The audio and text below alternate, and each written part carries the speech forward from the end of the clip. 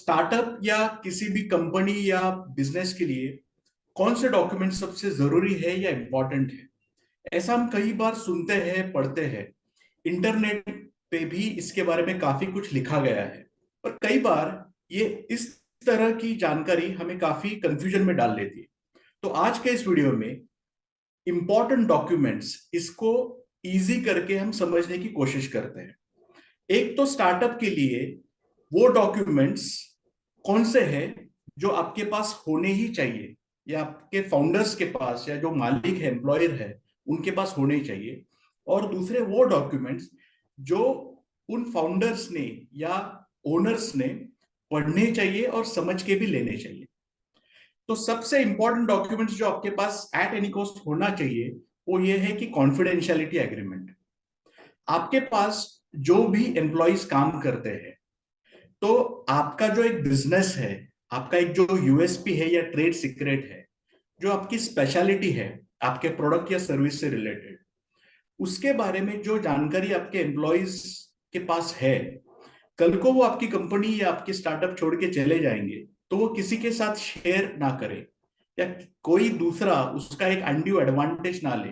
इसके लिए confidentiality agreement आपके पास होना और वो एग्जीक्यूटेड होना, आपके सारे एम्प्लॉयज ने उसके ऊपर साइन करके लेना बहुत जरूरी है। दूसरी चीज, आईपी असाइनमेंट या इंटेलेक्चुअल प्रॉपर्टी।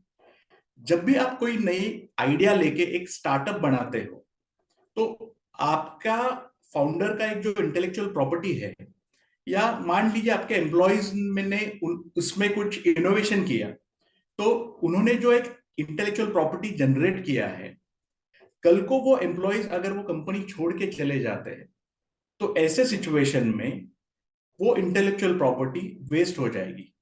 इसलिए यह जरूरी है कि वो जो इनोवेशन है या वो जो इंटेलेक्चुअल प्रॉपर्टी जनरेट हो चुकी है वो कंपनी में वेस्ट हो जाए, कंपनी में असाइन हो जाए। इसके लिए इंटेलेक्चुअल प्रॉपर्टी असाइनमेंट एग्रीमेंट आपके पास होना बहुत जरूरी है।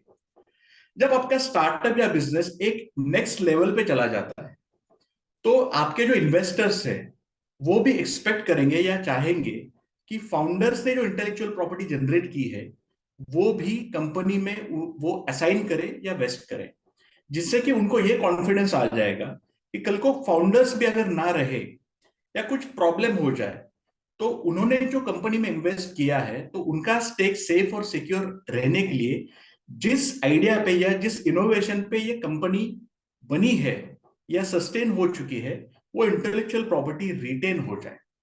तो ये डॉक्यूमेंट्स बहुत जरूरी है और किसी भी कंपनी या स्टार्टअप के पास ये डॉक्यूमेंट्स होना जरूरी है। अभी ये जान के लेते हैं कि कौन से ऐसे डॉक्यूमेंट्स है जो फाउंडर्स या एम्प्लॉयज को जानना जरूरी है।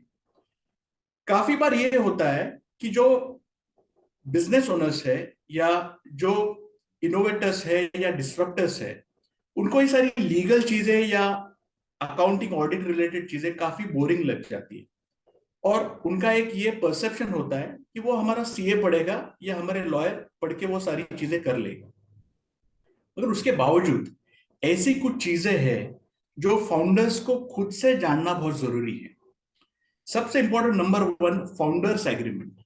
फाउंडर्स एग्रीमेंट जो होता है, जिसमें आपका और आपके पार्टनर या कलीग या आपका जो को फाउंडर है उसका एक प्रोफेशनल रिलेशनशिप क्या है, किसकी रिस्पॉन्सिबिलिटी और रोल क्या है, किसको कितना इक्विटी मिलने वाला है, और कल को आपके और के फाउंडर के बीच में अगर कोई डिस्प्यूट बन जाता है या कोल्ड वॉर टाइप सिचुएशन बन जाती है, या अगर ऐसा कुछ ना भी हो, सब कुछ अच्छे से चल रहा है, मगर फिर भी आपको लगता है कि आपको एक ऐसा मौका मिलना चाहिए या एक ऐसी सिचुएशन हमेशा रहनी चाहिए कंपनी में कि आपके को फाउंडर की जो रोल्स एंड रिस्पॉन्सिबिलिटीज है उसके ऊपर उसको अकाउंटेबल पकड़ने के पोजीशन में आप होने चाहिए, तो आपके पास फाउंडर्स एग्रीमेंट होना जरूरी है।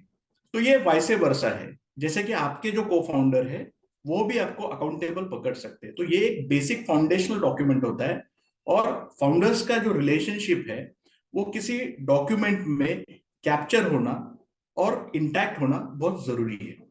दूसरी चीज, आपके स्टार्टअप या कंपनी में जब भी कोई इन्वेस्टमेंट आ रहा है या फंडिंग आ रहा है, जो कि एक एंजल इन्वेस्टर हो सकता है या वेंचर कैपिटल आ सकता है। तो इन्वेस्टमेंट रिलेटेड जो सारे डॉक्यूमेंट्स बनेंगे, जैसे कि स्टॉक परचेस एग्रीमेंट हो सकता है, या शेयर होल्डर्स एग्रीमेंट हो सकता है, इन्वेस्टर एग्रीमेंट हो सकती है। तो ये सारे डॉक्यूमेंट्स लाइन बाय लाइन या क्लॉज बाय क्लॉज आपको पढ़ना जरूरी है, और आपको समझ के लेना भी उतना ही जरूरी है। क्योंकि ये सारे डॉक्यूमेंट्स से आपका जो एक इक्विटी है वो क्या डाइल्यूट हो रहा है नए इन्वेस्टमेंट की वजह से।